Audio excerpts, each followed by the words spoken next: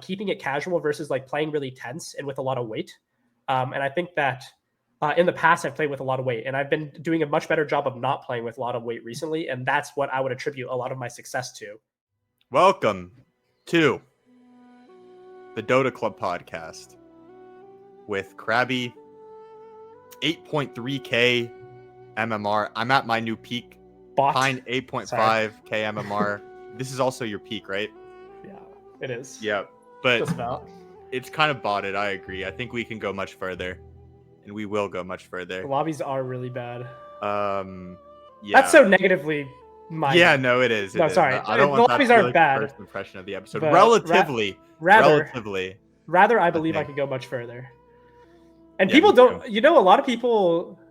I think this is like a self-defeatist mentality where they don't like to see people who believe in themselves because they don't, right? Like I've said that. Like I've said stuff like that. As well, bro. Like, yeah, I've said stuff like that. Like I think they do, but I think it's like, I feel like it's meta to hate on it because I've said stuff like that. That like I think my lobbies aren't that bad, and like I think I can do much better. I can keep learning, and people like. You mean your lobbies are bad?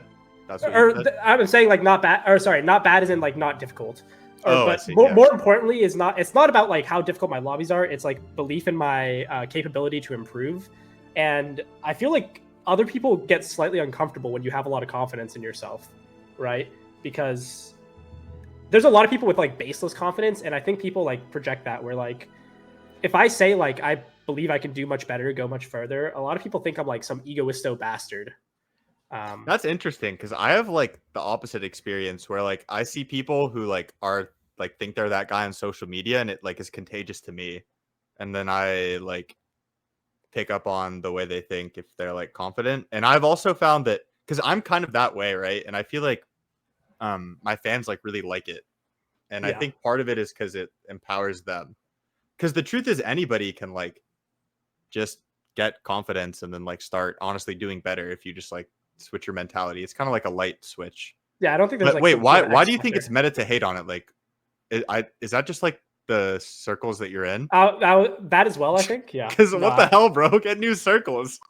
What the fuck is that?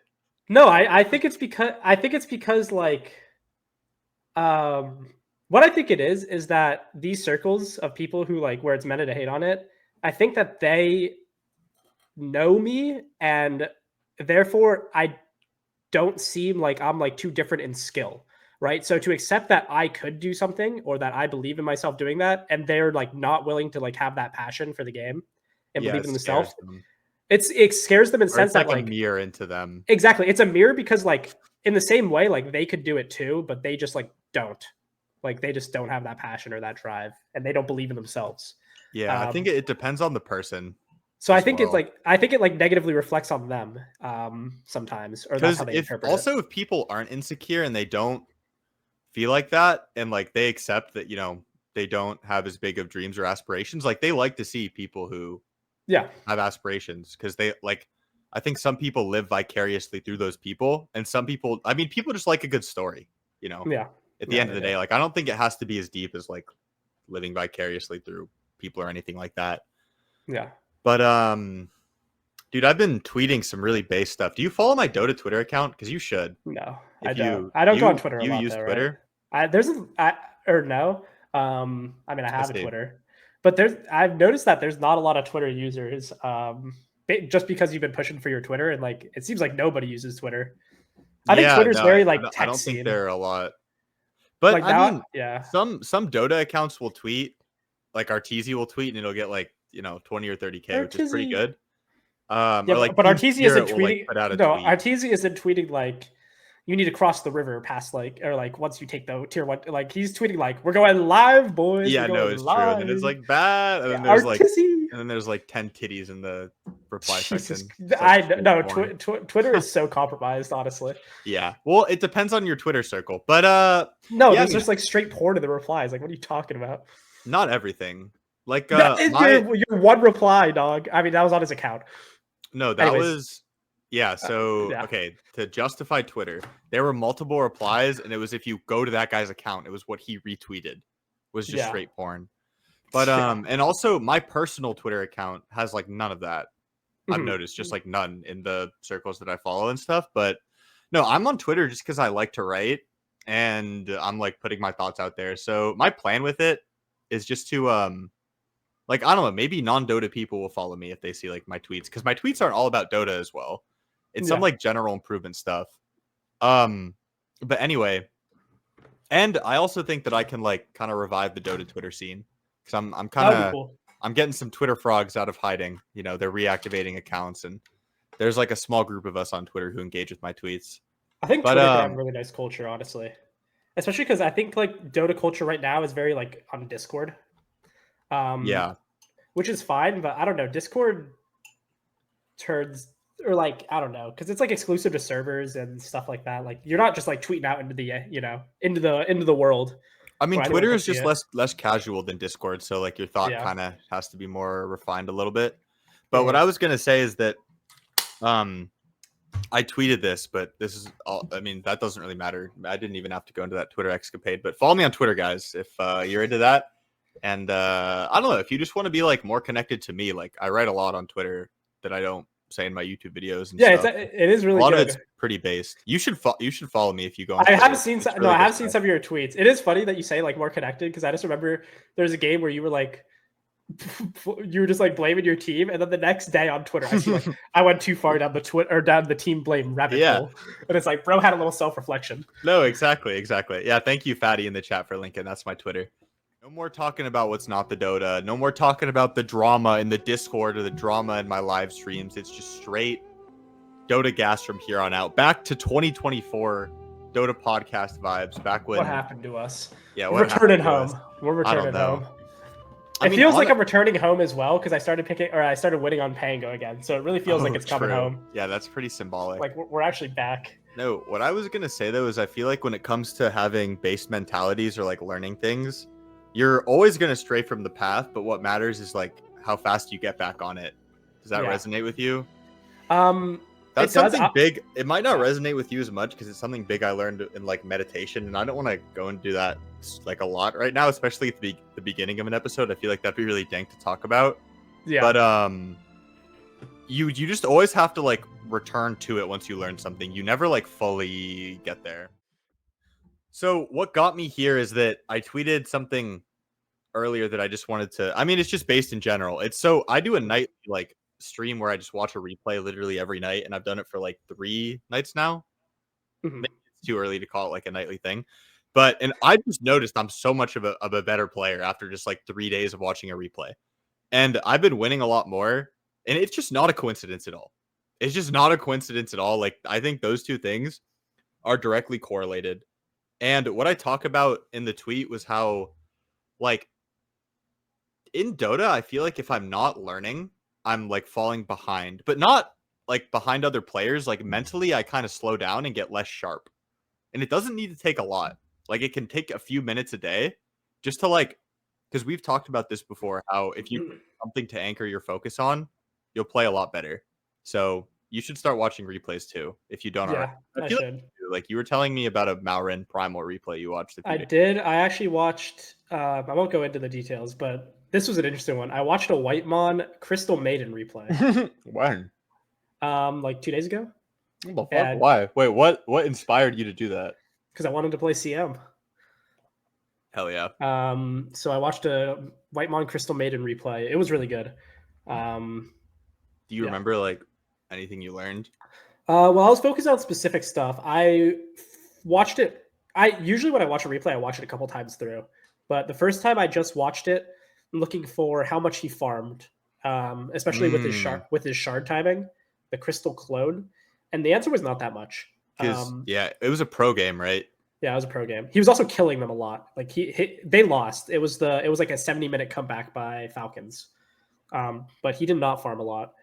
But I still picked up some nice farming tech where he would drag 2 camps together and crystal clone like kill them both instantly. Like that was really, really good. When you're not farming a lot, like how you farm matters more because you have like less total last hits, so you don't have a lot of downtime. Yeah, exactly. He'll like fit in like a double camp on the way to something, but he wouldn't like stand there and like farm a double camp, walk to the next one, farm that with the next crystal clone. Like he's not doing that. I bet how he farmed also correlated with like his teammates' spells. right? Yeah, and also maybe like you weren't looking for that, but yeah, he would farm like near them as well. It was all like on the enemy side of the map because they were ahead. So I watched that, and then I watched the lane. The lane was really interesting too, because something that I was watching for when I play ranged heroes in lane, sometimes I struggle with not fucking dragging the creeps around, right? Like it's difficult. wait, what do you mean? Sorry, what? You Like struggle not with aggroing the not creeps. taking damage? No, Wait, not what? aggroing You the creeps struggle and with? when I'm a ranged hero in lane, a support, I struggle with not aggroing the creeps and griefing my carries last. Oh, okay, I see. Yeah. So I was watching for that. I'm sure he was like perfectly out of range, right? Like perfect 300 radius. No, he would still be taking the creep aggro, but it would be a lot less. Like sometimes he would have like 3 melee creeps on him on the range creep, and like this bat rider would walk up to like auto flame break the creep, and instead of auto attacking, he would just run at the bat and like close the gap and wait for like the creeps, his like carry to connect, and then start hitting. Like he wouldn't just immediately start taking the creeps and stuff like that. Oh, that's pretty good. Yeah, because I think like there's a lot less where like I don't know. I mean, it's not good advice for low MMR players because I think they're too AFK, right? Like they just never hit the guy ever. So I think like on their side, like if low MMR players want to apply it, like I think you should just hit more often than not, right? And then learn when not to hit. But I found that really really insightful that there was like moments where I would just be like spam right clicking the guy, and then he was choosing to like not hit and just like walk at people and stuff like that. Yeah, and like change up his positioning. Something that I have to do consistently is like the aggro trick. Because I saw that in a replay that I was watching before as well. Which aggro trick? Pro like players just do that consistently. You put it on cooldown or what? Yeah, exactly. You aggro them before you walk up, and then even if you get like a few seconds to click them, and the creeps won't aggro you because the aggro is on cooldown. Yeah. I don't do that consistently when I play. Do you do that consistently on support? No, definitely not. Yeah, that's like really difficult to use. Is it though? I think it's just like a. Well, here's what I think is difficult about it. What's difficult about it is to like make it seamless, because like when I'm thinking of using it, I like walk outside the radius and I'm like, time to use the 300 yeah, the no, you're right. It trick. takes mental RAM. And yeah, exactly. Whereas like I'm sure they like just fit it in seamlessly, where like they're not like compromising their positioning or like being slow on their decision. You can do it on ranged carries too. Like Medusa is a good one. Yeah, I watched a really good Medusa replay last night where I was studying Yotoro's farming patterns specifically from like the 8 to like 15-minute mark. Did bro hit the Yasha into the Ancients or what? Yeah, but that wasn't the insightful part. The insightful, he didn't do like the Koifa circle, which is kind of what I thought he was gonna do. Yeah. What he was doing, and he was doing this pretty consistently, and this was when he was losing. So this is like a defensive farming pattern because the wave was getting shoved into him constantly, and he didn't want to like.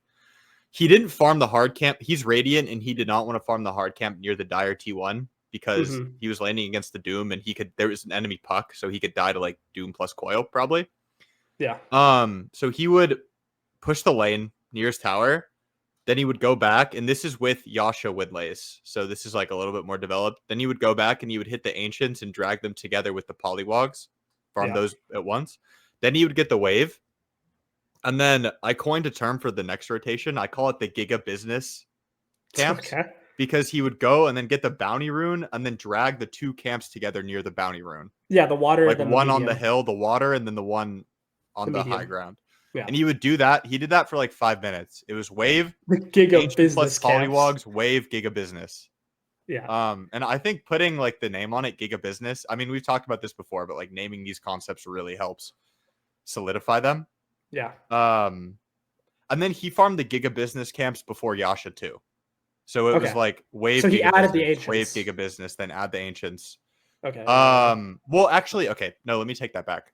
He would do the Giga Business camps. He would do that same rotation, except instead of farming the Ancients, he would stack the Polywog camp near the Ancients. So it would be Polywog, wave, Giga Business, wave, Polywog, wave, Giga Business, wave. Gotcha. Yeah. That's like the pattern. And the reason why I was really interested in that replay is because he went from 4.3k at 10, which is like pretty mediocre, honestly, for Medusa. It's okay. To like 12k at 20 with only farming, no kills. So that pattern is pretty fucking good. Yeah. And I also just want to, the reason I watch the Medusa replay is because I want to be able to just fucking pick Medusa for some free wins if it's a good Medusa game. You know, I was actually thinking about Medusa because you said like, oh, Doom and Puck can ganker and killer, which might be early true. game. Yeah, no, and it is true. But I think like it's the same with Lifestealer, but I think this one's just more ill-informed where like people aren't willing to run at a Dusa enough, right? Because I've had a lot of games. I mean, usually I'm like the mid laner or something, so or like a support. And I've had a lot of games where I choose not to run at Dusa because I just feel like we don't have enough damage. Like we can't Then kill she just even free early farms game. and we lose. And then you just lose. Yeah, exactly. Yeah. So that shit is really hard versus Dusa. Like I don't really know where the line is because I mean, I think even if you run at the Dusa and like I think I've been going for more nuanced plays like this, or I want to go for more nuanced plays like this. Where if I run at the Dusa and then they like TP a bunch of heroes and I'm just like Emerald, I'm like slight chaining the Dusa and then they TP and stuff, like that's chill. Yeah, it's right? still good for you. You get to slight people's shit. Well, I just like slight them and then they TP and I leave. Like it's all good. And Yeah. it's not like Dusa's like happy, right? I also think making a play like that just encourages enemy mistakes. Like a lot can go wrong for the enemy. Like some Oracle will like probably TP in and then like run melee range on you and die. Yeah, that's true. That will probably happen in a pub. Yeah, I feel like part of that idea is just like keeping it casual. Where I've actually had a lot of games recently where it feels like, especially because this happens a lot against Dawnbreaker in particular, where the enemy team's lineup is really defensive and it feels like they don't want to do anything. They're not going to make any moves. But meanwhile, like their heroes are like undying Dawnbreaker or some shit, and you can't kill anyone either. And then I don't know what to do in the game. But the reason why I think that I struggle in that situation, or I've been struggling, is that it's too, like the moves I'm going for are too chalant. Like I want to kill like the enemy, like Medusa full to 0, right? But I think it's enough to just like keep it casual. Like let me go run at this guy, and like see what happens. And like either I run at him and he's not dying, and they like bring backup, and it's like it's all good, or I run at him and he starts to die. And you can like see that shit happening and change how you're playing. But I feel like it's interesting because in the game, I'm like so tense and I'm trying to make like such like a game-winning move where I'm like, I need to like kill some guy full to 0. Who do I kill? And it's like, oh, I can't kill anyone because there's a Donald. And then eventually I'll get like flustered and like just go run in and feed to a Donald that I knew was there, right? Donald on the Undying, you're never killing that guy. Yeah, exactly. And I feel like, yeah, and it's just way too chalant, basically. And I think I've been trying to work on that. It's a balance though, because sometimes if you go for nonchalant plays, like your team will go in and feed. I sound like a Redditor right now, but I think that's really true, right? Like, how do you grapple with that as well?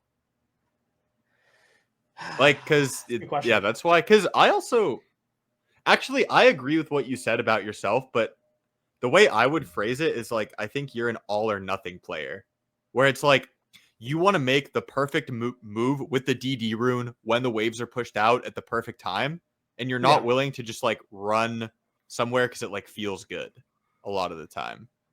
So that's more of how like I would characterize it, because I think it's a similar idea. I think that usually like exactly. Usually the moves I go for, it's like I stacked up. I'm thinking like it's like a fucking roguelike or something. Like I stacked up every modifier, and then I go for like the are there. Yeah, and then I go for like the Giga Business like 20 times combo move. Yeah, where I one shot them more for numbers fog. Advantage, DD rune, and you're hasted, and they're on a ward. Like, I have 3 runes popped at once, and then I have a vessel versus morph. Balatro times 10 million. No, exactly. I'm just envisioning like the counter going off. Yeah. It's also pretty interesting because like, I mean, there was another game we had against a morph, and this morph fed, so it's all good. But there was another time where he TP'd bot, and I like communicated that I could just like go bot, but no one else like we were taking the top tower. We were Radiant, so we were taking their off or their safe lane tower, and none of my team was really willing to connect, and I ended up not going bot. And it's because I didn't have the perfect I didn't have the perfect chalant like Giga Business combo move. We're just stacking all the fucking like buzzwords. But I didn't have like the fucking Giga Business combo move, eh? Yeah. But yep. Like there's your learning experience. But no, I just didn't have this like devastating move where I'm gonna kill the morph because like the morph is gonna have hands and like waveform away. I'm Pango or some shit, right? But me like going there and just like walking at him and shield crashing and pressing a vessel on him, I had a lot of vessel charges, is just like the dude hates it. Yeah. Like it doesn't have to be the Giga fucking combo move, the Balatro like 20 million times. If I'm the morph as well, like I'm just getting straight cancer, man. Like, Yeah, because exactly. I also don't know like who's behind you. Like, if I'm Yeah. more, that's the scary part. Like, you Yeah. have to just like go all the way back, and Yeah. you're not farming. I think Wait, we sorry, should. Oh go yeah, ahead. no, you can No. go. I was gonna kind of change the topic. Okay, yeah. This is kind of my last point, but like it's interesting because I mean when we had the music at the beginning of the episode as well, I was talking about how like it feels like Dota's coming home because we're trying to like return back to like talking about the Dota and all this stuff. And I've been playing like more of my heroes and stuff. Shit, I had like an actual segue for this into what I was talking about, but now I You could forgot just it. rip it. It doesn't matter. But anyways, I think that we were going. Another thing that makes it feel like it's coming home is that we were on a big loss streak actually a Yeah, we couple kind days of ago. were. But We a were big losing part of that's every because I game. started streaming, and it's like kind of weird being Yeah, on stream for I both of agree. us, right? It's just different. Yeah, Like, but I mean, I'm just not used to like I don't know. I lost like 200 or 300 MMR in a couple days there, which yeah, honestly I isn't feel like that much. it's like never Um, happened to you though, probably, no, right? but Like, yeah, you probably I was you've never once lost a few hundred MMR in like a week, no right? exactly no, I Like, that's haven't. literally never happened to you. Yeah, never. So I was like pretty Don't disturbed underplay your actually. trauma, King. Yeah, sorry, I'm trauma dumping right now. Speak your truth. But I was like actually really traumatized. I'm not gonna lie, because I was like, am I like a handsless ape? Like, am I just terrible? Like, I really thought I was some sort of miracle, and like I'm actually dog shit. So, I mean, I think the stream was affecting both us of us, yeah. collectively as a duo a lot. But I was also playing really bad, right? So, but what's really nice is that I think that we've honed our focus in the past couple days, and I've been playing a lot better. And something that I've been doing better is going. I don't want to keep calling it like nonchalant plays, because No, I think you should. I think that encapsulates it like really well. yeah, I think I've been doing that a lot more like in lane, which I wasn't really willing to do. Like I had a really nice. This was the Pango game versus Morphling, where I really had a nice lane, and I wasn't trying to do too much. Like I was just like beating this guy on last hits and denies. Like I wasn't going stupid. And then when I'm being more nonchalant with my plays, like I'm just keeping it casual. Because part of keeping it casual like that is like I know that I have better mechanics than this guy. I CS better than this guy. I'm gonna buy better items. So like if I just don't be a gigantic feeder, like we're gonna win, right? Yeah. And so when I'm playing with that mentality, this also relates to something we've talked about, which is like keeping it casual versus like playing really tense and with a lot of weight.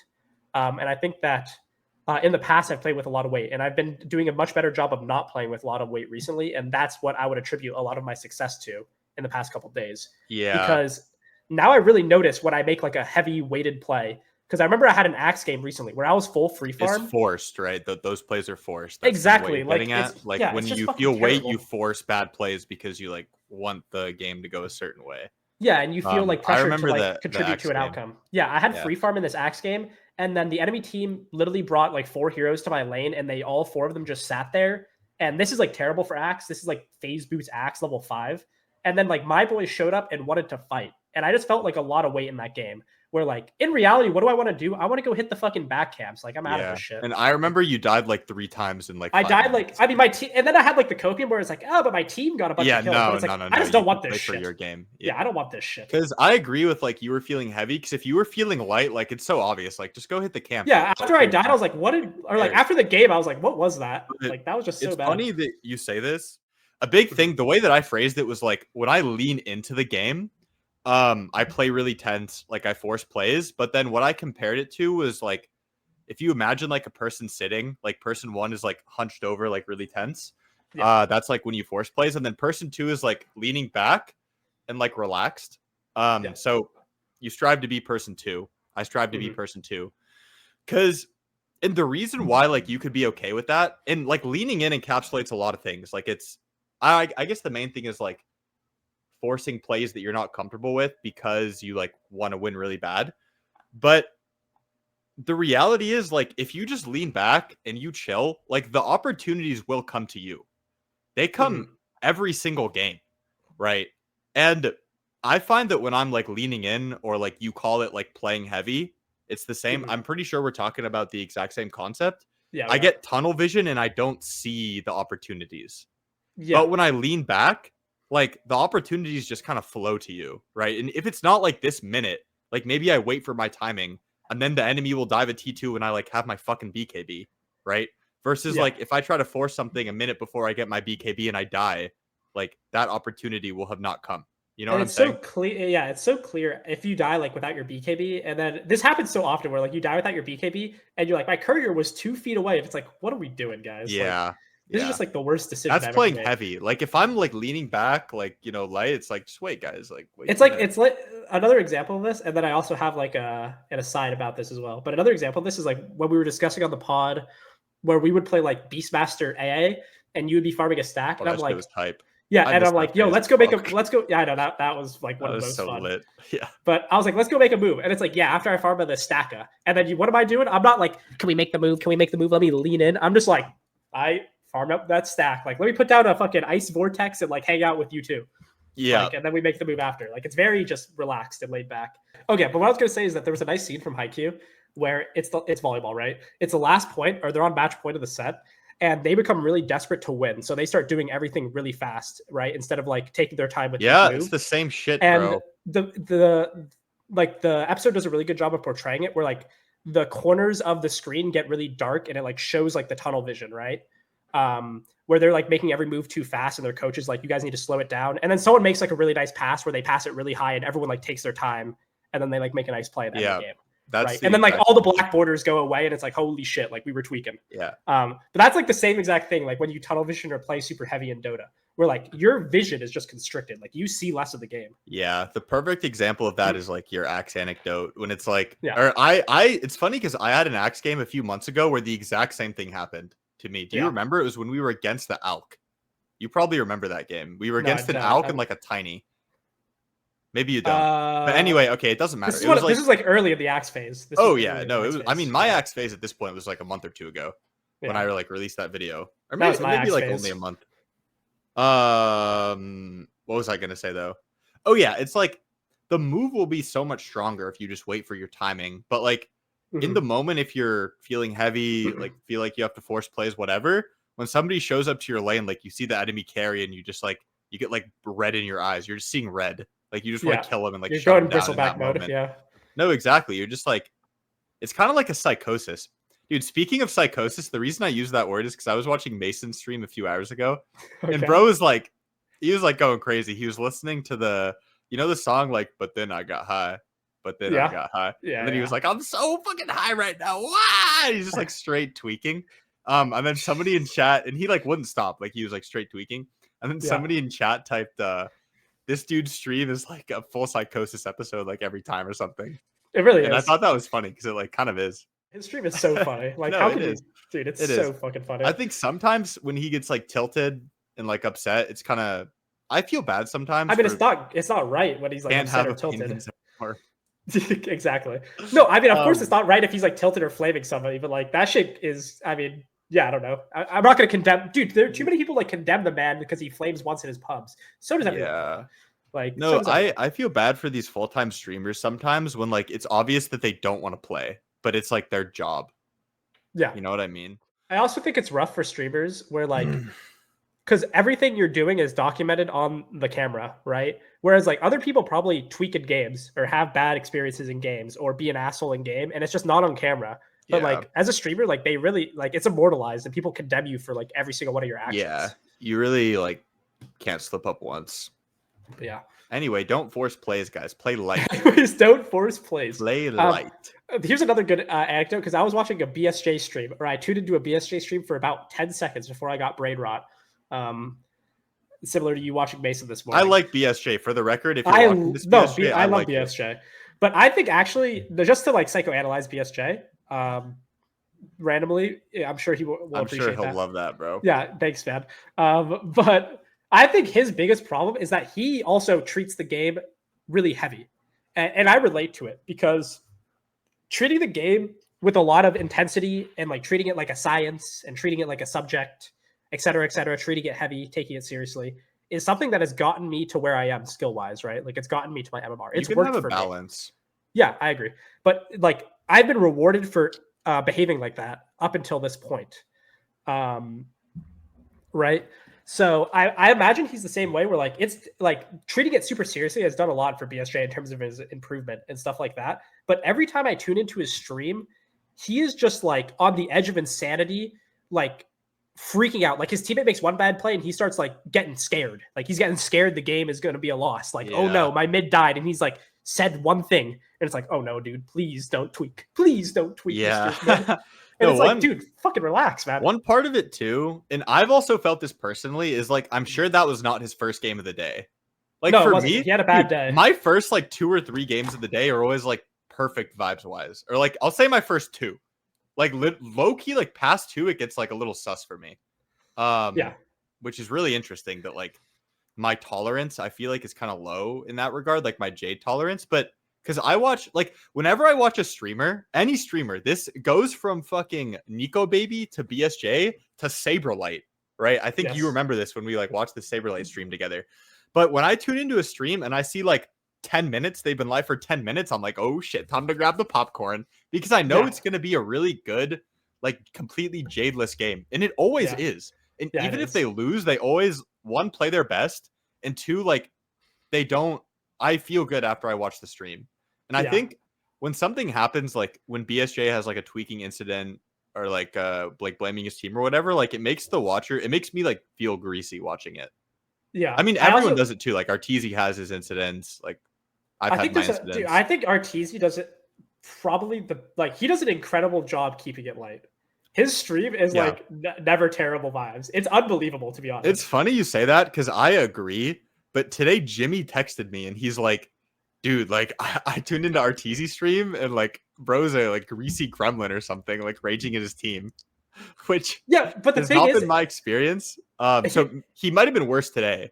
No, actually, here's what I think though, is that, and this is just like my opinion, is that I think people fixate on, and we've discussed this a lot just as a concept, is that it's not about what you say, it's about how you say it. Because Arteezy will be like, my fucking animal dog, like didn't press his button or whatever. But he's like bitifying it. He'll be like leaning all the way back in his chair, like, fucking donkey. And he's like, is anyone going to do anything? Like, we got a bunch of useless merchants in this game or some shit. And he's like keeping it light. Like, he's leaning back, like keeping it casual. And that is so much more, or like, that's so much, that's less grassless, is what I'll say, than like BSJ literally going like, I'm just not feeling it today.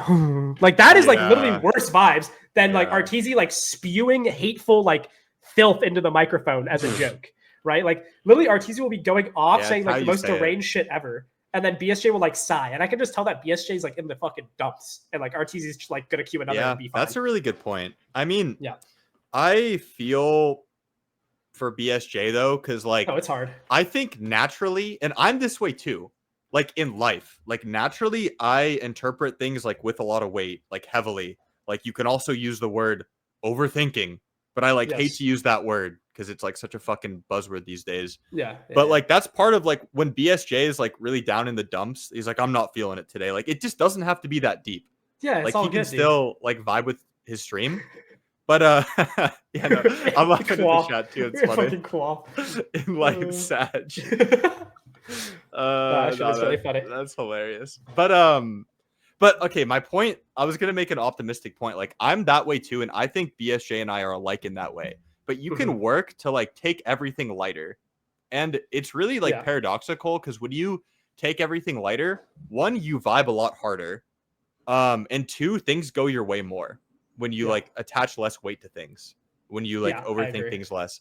Okay, actually forget that I use the word overthinking, guys, because I don't think you just don't like it. I don't like that word. I don't like no, it does apply, but I just don't like the word. It's like such a buzzword these days. I don't think that's like a holistic definition of what's going on. It's not about overthinking. Exactly. It's more about like placing the weight on things. But anyway, that's something I've been trying to do like in Dota and in life a lot more, is taking things lighter, and I think it's leading me down a really good path. Like flowing more through things. I really think that's like his biggest issue, because when I just tuned into a stream, it's just like the heaviest experience I ever. This is not pre-recorded. This is not fucking. This is not pre-recorded. Stop that. We're just trying to interact with chat. Don't interact with chat for 1 second. Bro, what do you mean? Is this pre-recorded? Oh, Jesus we literally Christ. just laughed at what Claw said too. Fuck. I know. I don't know. I tuned into. I mean, we kind of wrapped up the BSJ point, but I really think I bet it's a lot of fucking cutie. What's up? It's a big issue that a lot of people have in Dota. I think it's been a huge issue for me, is treating it with too much weight. Because I just tuned into the BSJ stream, and it's literally like play 1, I watch him on Luna, and he like runs past the river with his guy like chasing the guy into the tier 1 tower, and then he just walks up a hill and gets one shot instantly by like an SF.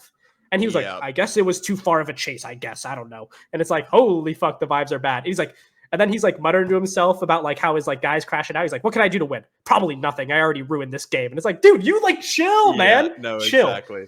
And on the opposite end, not because obviously when it's a bad game, it's a bad game. But in the good games, I don't even feel like he's like, or in the past, not to like go too in on psychoanalyzing BSJ, but I'm applying it to myself, is that I feel like I remember he would take a lot more joy in performing well, doing things differently, like learning. I remember he had a really good play where he was Legion and he walked mid for like the 10-minute cart and just supported the siege. And some other player on the enemy team like complimented him, which was funny because he was not used to it. So he thought he was being sarcastic. But this other pro player was like, nice move, BSJ, like showing up for the siege. Yeah. Like the siege cart. And then he was like, are you being serious or not? Like he literally like asked that. But like he was taking a lot of joy in the fact that like he was like, oh, I think that was a really good move because we had the 10-minute siege, blah, blah, blah, blah. And he's playing well because he's like having fun learning and doing things and getting better. And now when he wins, are you saying that was old BSJ? Sorry, yeah, I got really distracted by chat. Yeah, okay. Yeah. What is wrong with you, man? I just think it's funny. Sorry, I got a donation, so I want to talk about that. But also, it's funny because as soon as we like acknowledge chat once, now it's just like flooded with messages. They're all waiting. Hilarious. Like I wanna encourage you guys to like chat and interact with the stream. And we'll do like a full Q&A at the end / like honestly pretty soon because I'm really distracted right now. But yeah, so thank you, Mario, for the 100 bits, bro. I'll read your message because you wanted it to be text to speech. Go ahead. And I'll fix that later. We need to add some chaos into the mix and add 0 text behavior score, 0 MMR perspectives into the conversation. I offer myself as tribute. Thank you for the 100 bits, brother. You're absolutely right. And I'll fit. You're absolutely right. And I'll fix the text to speech on my Twitch later. But wait, there was something else I wanted to say. Never mind. Yeah. You can go. Okay, I was just gonna say that's old BSJ. I think he was taking a lot more joy in the process of learning the game, and I feel like he doesn't do that now. Where I see him win a game, and it feels like he's just relieved. He's not even like happy. He's not even having fun. He's just relieved that he didn't lose his MMR, that he didn't have a negative experience. Yeah, that's not a good place to be in. And I feel like a lot of that comes from like not enjoying the game for the game. Like you're there for the 100%. MMR and not the game, and that's a big distinction that I'm learning to make personally. And it's hard, man, because like when I'm 3 games deep, like MMR is addicting. So I genuinely cannot tell if I want to play another Dota game or if I just want to gain more MMR. Yeah. And really I think difficult. It takes a lot of like self-awareness, but I also notice I play so much better my first 2 games than after that. So I think because I know that Speed is this way, where he will literally only play like 1 to 2, maybe 3 pubs a day. That's it. That's all he plays. And he like swears by it. And yeah, I mean, I think it's personal. It's personal, like if that works for you, but I feel like I'm that way as well. The more that I play, Dota. Yeah, I don't even know. I don't think I'm too affected by it. Like I think I could play a lot of pubs in a row and not be like jaded. But I do have the tendency. I think it's easier when we're like duo. I don't know, bro. Because to be honest, like I noticed the same thing in you when we duo queue. Like when we're like 4 or 5 games deep, I think both of us play with less intensity, less passion. Our moves are like less vigorous. And I think our duo is less powerful. And maybe it's all me. Maybe it is. But all I know is our duo is duo is less powerful when we're like multiple games deep. And there's like an energy I feel when we're like fresh that isn't there. It's true. Yeah. There's a lot of energy when we're fresh. Because it's really tempting. Not that I don't know if you're doing this, but it's really tempting to be like, yeah, like I can play like 7 games a day. Like I don't give a fuck. Right? I feel like it's kind of like vulnerable to admit. You know what it is actually. I think that like what people, or maybe what I don't realize, and maybe people as well, is that though that like freshness in the first game or 2, it's easy to think that like I'm buffed right then. And I'm not at my like base state. Whereas that could just be my base state. And then in the other games I'm debuffed. Because the way I view it is like, oh, I'm playing super well. I'm super not jaded. I have like a ton of grass. Like that's not my normal state. And then after that falls off, it's like, oh, I'm just playing normal. Like game 7 of the day. But in reality, I could just be playing like shit. I could be playing at like 50% capacity. And like that way I played in the first game is like full capacity. I think that's what it is. And if you look at it both ways, it's kind of similar. And honestly, what happens in the games can kind of affect it too. What happens in the games can kind of affect it. Any Dota takeaways that you've been working on recently? Because this was a big mental episode, I think. Yeah. Which is always good. I think that's the bigger alpha. But yeah, honestly, I've been trying to like be more aggressive because I think I just know like if Yatoro was like playing in my place, he would like be killing noobs more than me. So I've been working on just being more aggressive, and it's caused me to feed a little bit more than I usually do. And I think that was part of our loss streak. But I think I've struck a pretty good balance, and I think I'm actually improving at that. And like, but specifically when I'm on timings, like pushing my timings a little bit more. Like on Nature's Prophet, it's like the Mjolnir D-Lance timing. And I've just been trying to like get in there more and like TP in the middle of the enemy team with the teleportation barrier, plus strength treads, plus a raindrop, and just like tank and like find the limit. Because before I was 100% like too far from the limit, and then I think in some of my recent games I've like gone over the limit. But I'm trying to find a balance there. That is pretty good. Yeah. What about you? The issue is I don't know. Oh no. Which is never good. Well, I had some like minor stuff that I was working on because I was watching replays. I had a really good like primal replay that I watched and applied, but I don't have like an overarching thing that I should be working on. Bro's just the GOAT. Bro's the GOAT. He's too good for improvement, guys. No, exactly. I'm above the improvement. I had a really nice Legion game against a Prophet where I was like really focusing on where he would go out of base. I think it's really easy to read people's movements when they are coming out of base, right? Like that's the easiest way to trap people on the map, and I've been taking advantage of that more. So I think I've been working on that. I think you can also, like, if there's a Travels hero or a Nature's Prophet, you can anticipate that he's just going to TP to the other side of the map in like a minute. Yeah, 100%. If somebody on your team shows in that lane. A lot of people like, especially against Travels, people make this mistake a lot where like, let's say there's a Travels hero and they TP top. If there's a Travels hero and they TP top, people will chase the Travels hero to top, not realizing that like once they get that wave out, they're going bot, right? And they're pushing out that side lane. Yeah, that's so mega. Yeah. Whereas you should just go like fucking get to the other side of the map and like read his move. Yeah. Yeah. I don't know what to work on. That's kind of bad. Your laning, work on your laning, bro. Your laning is like, I mean, we talked about this a lot, but your laning isn't bad. I just feel like it's the weakest part of your game. Well, I've been playing a lot of offlane, and that's true. It's you haven't been like locked into your main role, bro. It's just like no, exactly. Well, but dude, offlane's been sick. I was picking the signature Legion Commander. I know, but I hate to say it, but like on mid lane, my laning looks pretty like it's my weakest part of my game, and then I go off lane and I look like miracle laning. No, that's true. We should like, dude, it's so easy. Yeah. It's so side laners suck compared to mid laners. Holy shit! Yeah, you just deny every fucking creep. 5 billion denies. It's crazy. That's true. No, what it is, it's like the side lanes are like crabs in a bucket. Like everybody is like giving themselves the pass in a side lane to like not lane super well.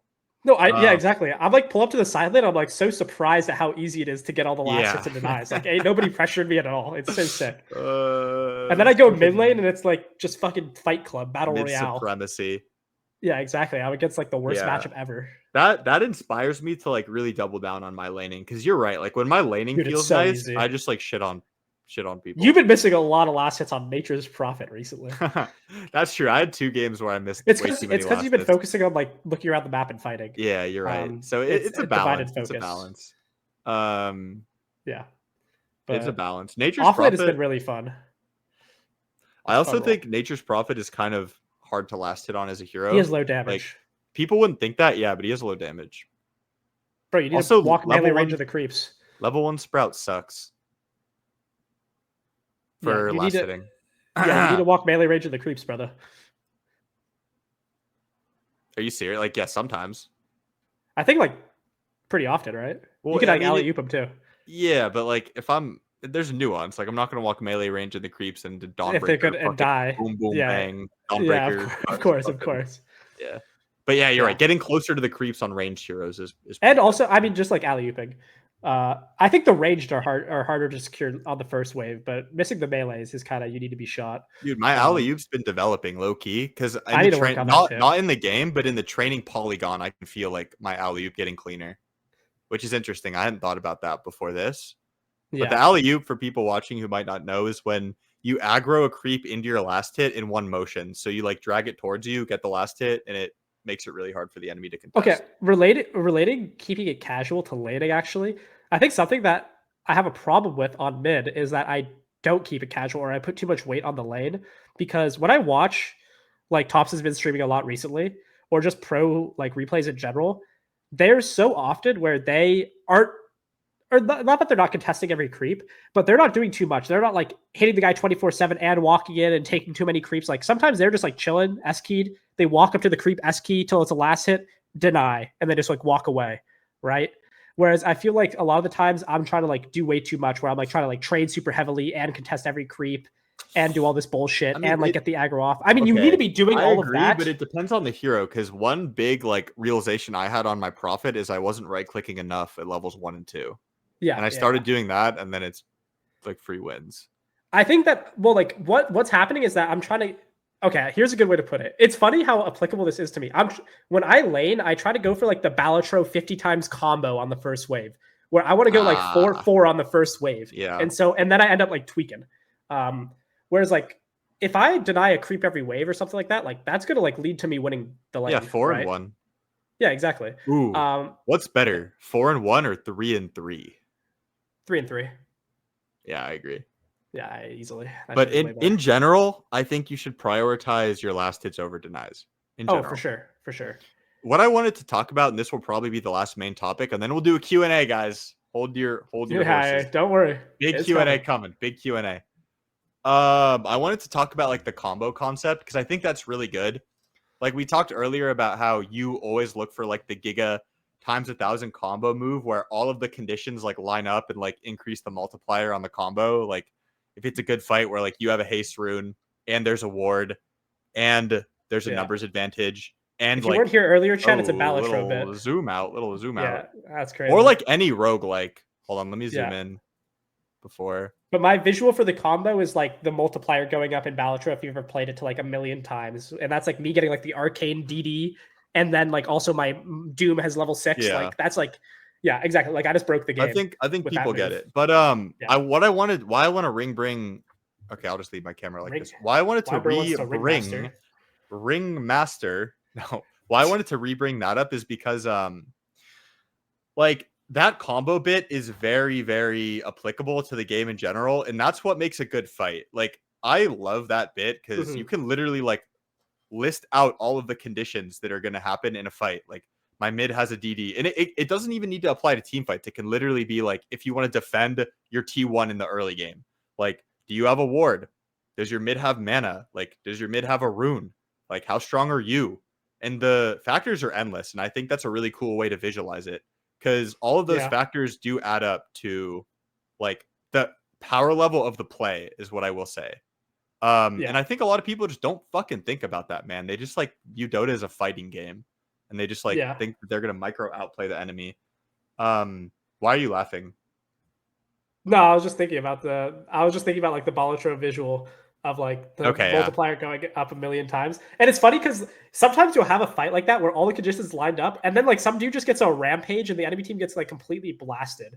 And that's what happens. But what I was also thinking is that like, this is just important for me. I mean, I think for more people, they should focus on like getting the combo, because I think they make too many like bad plays, right? But it doesn't.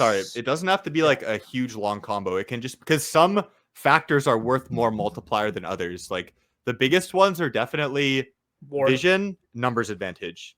Yeah, those are, I think, the top two. Do you agree? I just came up with that off the top. Yeah, no, I agree.